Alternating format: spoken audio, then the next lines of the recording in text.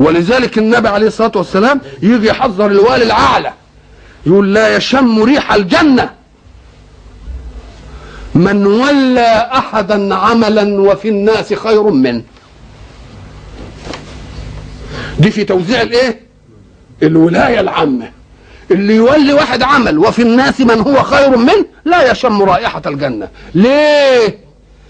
لأنه هيفسد في الأرض. ما دام في خير أحسن منه، إيه اللي خلاك تعدل عن ده إلى ده؟ سلطات زمنية. نقول له لا، حق الله أولى بأن إيه؟